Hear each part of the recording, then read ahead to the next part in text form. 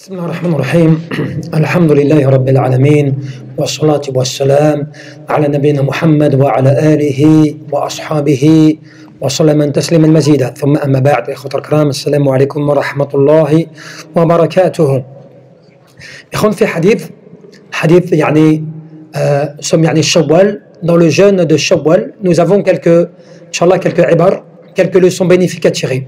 كما في الحديث رواه الإمام مسلم في الصحيح أن النبي صلى الله عليه وسلم قال: من صام رمضان ثم أتبعه 6 من شوال كان كصيام الدهر. Vous avez donc le hadith où le prophète sallallahu alayhi wa sallam nous rappelle que, celui qui jeûne le mois du Ramadan et ensuite le fait suivre de 6 jours, c'est comme s'il avait jeûné toute une année. Et cela, l'imam al-Nawawi rahimahullah alayhi, qu'est-ce qu'il dit dans le sharh? Il dit: fihi dalalatun sharihatun li madhhab al-Shafi'i wa Ahmad wa Daoud wa muwafiqihim fi istihbab sawm hadhihi as-sittah.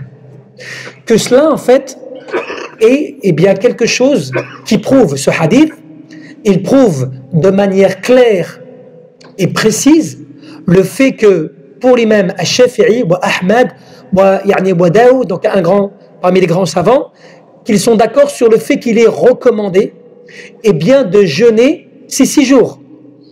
وقال مالك وأبو حنيفة يكره ذلك. قال مالك في الموطأ: ما رأيت أحد من أهل العلم يصومها. قالوا فيكره لئلا يظن وجوبه. Et l'imam al-Nawawi rahimahullah alayhi, il précise une chose. Il dit que l'imam Malik et l'imam Abu Hanifa et certains des gens de science trouvaient blâmable, makruh, blâmable de jeûner les 6 jours de Shawwal. Mais pourquoi? Parce qu'ils considéraient, l'imam Malik, que en fait beaucoup de gens pensaient à force que le fait de faire suivre les 6 jours de Shawwal après le mois de Ramadan, pour les gens c'était comme obligatoire. Il avait peur que cela devienne une obligation pour eux, dans leur tête, dans leur cœur. Ils pensent que c'est obligatoire, à chaque fois il faut le jeûner.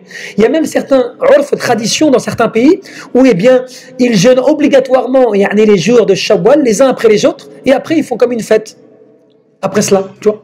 Donc, l'imam Malik, il avait peur de cela, et donc il a considéré que cela était blâmable. Et il disait: je n'ai pas vu un des gens de science de Médine, de son époque, qui jeûnait ce jour-là ou qui le conseillait. Mais ce qu'il est important de comprendre, c'est quoi? Ce qu'il est important de comprendre, c'est ce que les ulama te disent, ce qu'ils te rappellent par rapport à cela. À savoir que yusannu som 6 ayam min shawwal ba'da sawm ramadan wa huwa madhhab al-Shafi'iyya wal Hanabila wa huwa qawl ba'd al-Hanafiyya wa Daoud wa qawl kathir min ahli al-ilm. La majorité des savants, jumhur al-ulama, la majorité des savants considèrent que cela fait partie de la sunna et que c'est recommandé. Donc ce qui veut dire que l'imam Malik il n'a pas condamné le fait que la personne le fasse. Ce qu'il blâmait, c'était le fait que la personne pense que cela devient obligatoire. Moi je connais des personnes par exemple qui, après le mois de Ramadan, pour eux, tout de suite après Salat al-Eid, après l'Eid, ils enchaînent directement les jours et de manière continue. Ils ne se voient pas le faire de manière discontinue, ou bien des fois peut-être de ne pas le faire. Pour eux, c'est comme devenu une forme d'obligation. C'est cela que l'imam Malik est condamné. Mais il ne l'a pas interdit en soi. C'est pour cela qu'un des grands imams, l'imam al-Baji, Abd al-Baqi, Matraf, Yahya Kadalik, beaucoup des grands savants Malikites, des grands savants malikites, des savants qui ont été soit des grands étudiants dans les mêmes Malik, ou des personnes qui ont été des grands savants réputés dans le sharh de l'Muwatta dans les mêmes Malik. Ils disent quoi? Ils expliquent la parole de l'imam Malik. Il dit en fin de compte, ce n'est que parce qu'à l'époque, les gens, comme je le disais, considéraient cela comme une obligation. Ou certains avaient peur que les gens considèrent cela comme obligatoire, c'est pour cela qu'ils ne l'ont pas aimé et ils ne l'ont pas apprécié. Et qu'ils ne le faisaient pas à leur époque. Mais l'imam Malik disait, en soi, il ne condamnait pas ceux qui le faisaient. Et aussi, il y a autre chose qui est très important, c'est que celui qui a rapporté le hadith par l'imam Muslim, qui est Sa'ad ibn Sa'id, lui, pour l'imam Malik, ce n'était pas quelqu'un qui était thiqa, qui était fiable. Vous comprenez? Par rapport au hadith. Parce que pour lui, ce hadith, il était tellement grand et important qu'il considérait que ce compagnon qu'il avait rapporté, c'était pas quelqu'un qui était qui était fiable, cette personne. Donc c'est ce qu'il a fait, il n'a pas pris en considération le hadith, dans le sens où le jugement par rapport à ce hadith. Ça, c'est ce que explique Al-Badji et d'autres. Vous comprenez? Donc ce qui veut dire que le fait de dire, par exemple, si toi, imaginons, tu suis l'avis de l'imam Malik, d'accord? Toi, tu prends l'avis de l'imam Malik. Tu dis, moi, l'imam Malik, il a dit dans le Muwatta comme quoi c'est blâme à makruh. Et en plus de cela, il ne connaît pas un savant de son époque qui le jeûnait. Et ainsi de suite. On peut considérer que tu as raison parce que tu as pris la parole de l'imam Malik dans le Muwatta. Mais il est important, quand tu ne sais pas aussi, de te renseigner auprès de ceux qui ont fait le sharh. C'est les grands savants malikites, malikiyah, qui ont expliqué la parole dans l'imam Malik et qui ont expliqué cela de manière plus globale, avec une vision plus claire, plus large. Et là, tu vas comprendre que l'imam Malik n'a pas jugé makruh le fait d'appliquer cette sunna. Il avait juste peur que les gens trouvent cela obligatoire. C'est pour ça que l'imam Malik, il a dit, pour lui, c'était même mieux de le jeûner en dehors de Shawwal. Tu vois, les Sita, les Shawwal, de jeûner carrément en dehors de Shawwal. Parce qu'il avait peur par rapport à l'obligation. Mais le Jumhur, la majorité, qu'est-ce qu'ils te disent? C'est une sunna. C'est mustahab, c'est recommandé. Donc ça serait dommage de perdre beaucoup de récompenses, beaucoup d'ajar, surtout qu'en plus tu vois que le hadith il est rapporté par les mêmes musulmans dans Sahih Muslim. Tu vois, tu te dis tu perds beaucoup d'ajar. Et même imaginons, si même tu es convaincu après c'est toi que ça regarde. Walakin al-ikhtilaf bayna al-ulama fi al-furu', la divergence des savants dans les questions jurisprudentielles, c'est une rahma, c'est une miséricorde. Donc ni je vais blâmer celui qui le fait, ni je vais blâmer celui qui ne le fait pas. Parce qu'ils ont divergé sur cela, mais ils se respectaient les uns par rapport aux autres. Et c'est comme cela que, qu'est-ce qu'on te dit? Par exemple, Cheikh Mohamed Ibn Athaymin, fi Sharh Riyad al-Salihin, il te dit que cela, c'est quoi?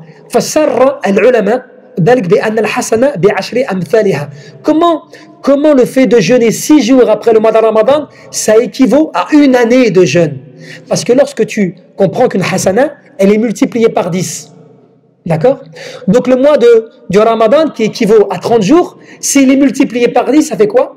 Ça fait 10 mois. D'accord? Et فيكون يعني رمضان شهر ب10 يعني أشهر. 10 mois de multiplication pour le mois de Ramadan. ويكون يعني 66 يوما. Et si tu multiplies les 6 jours multipliés par 10, ça fait 60 jours. Et 60 jours, ça fait combien? Shahrain, ça fait 2 mois. Donc 10 mois plus 2 mois, ça fait 12 mois. Tu vois la récompense parce qu'elle est multipliée par 10. C'est ça l'avantage.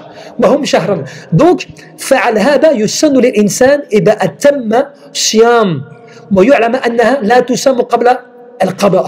Mais par contre, pour que tu profites de cette récompense, il y a une chose très importante à respecter. Cela c'est valable pour الرجال والنساء. وبالخصوص يعني النساء. Et plus particulièrement pour les femmes qui peuvent avoir des empêchements pendant Ramadan. Donc avec les menstrues, des choses comme cela. Eh bien, c'est le fait que la récompense de Shawwal, des 6 jours de Shawwal, cela n'est valable qu'à condition que tu as jeûné le mois de Ramadan complet. Donc ce qui veut dire que tu vas jeûner les 6 jours de Shawwal après que tu as complété le mois de Ramadan. Donc s'il te manque des jours du mois de Ramadan, tu ne peux pas devancer as-sunan, les jours surérogatoires sur le fard, sur l'obligation. Et c'est comme ça l'ulama te dit لو كان على الإنسان يعني يوم واحد من رمضان وصام يعني 6 فإنه لا يحسب على أجر يبارك. Celui qui n'a pas complété son mois de Ramadan et qui va jeûner les jours de Shawwal, eh bien il ne va pas tirer la récompense prévue dans le hadith. Parce qu'il faut compléter d'abord le mois. Et c'est pour ça qu'il te dit parce qu'il n'aura pas jeûné le mois de Ramadan complètement.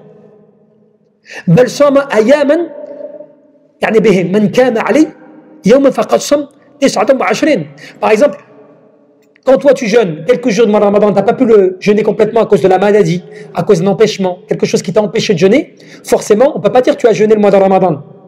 On va dire que tu as jeûné en partie le mois de Ramadan. Si tu as jeûné 20 jours, tu n'as pas jeûné le mois de Ramadan. Tu as jeûné 20 jours du mois de Ramadan. Tu vois? Et c'est pour ça que c'est important de comprendre que le hadith, quand il dit Man sama Ramadan, celui qui jeûne du mois de Ramadan, cela veut dire celui qui a complété l'ensemble des jours du mois de Ramadan.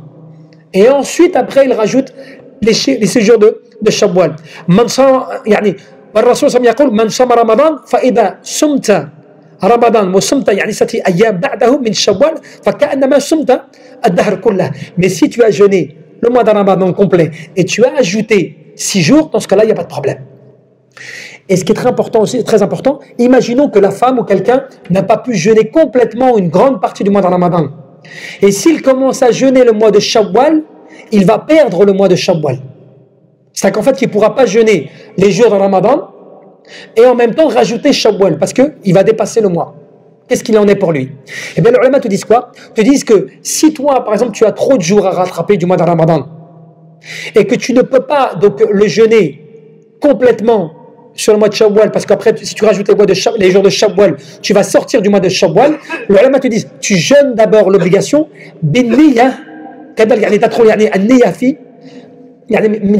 tu rentres l'intention de Shawwal dans les jours obligatoires.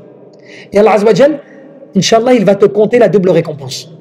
Le fait que tu rattrapes l'obligation, qui est une grande récompense parce que tu rattrapes l'obligation, et ensuite tu as l'intention de mettre un Shawwal dans l'obligatoire parce que tu ne peux pas faire autrement. Alors pourquoi tu vas tirer l'obligation?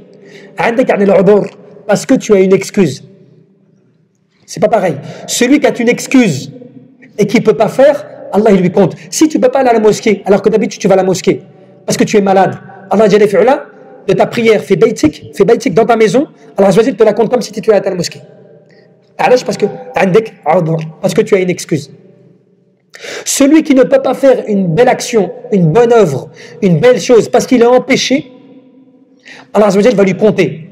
Parce que ce n'est pas de sa faute, il a une excuse. Donc la femme ou la personne qui ne peut pas rattraper ses jours, je veux dire complètement sur le mois de Shawwal, et en même temps jeûner Sitta Shawwal, il faut qu'elle ait la niyya. Les actions ne valent que par leurs intentions. Il faut qu'il rentre l'intention de vouloir faire Shawwal en espérant, Inch'Allah, qu'Allah va lui compter les doubles récompenses. Tu vois la bienfait d'Allah subhanahu wa ta'ala. Il ne fait jamais perdre l'ajar, la récompense de la personne. Walakin, bil ikhlas, faut être sincère, avec l'intention de faire le khir.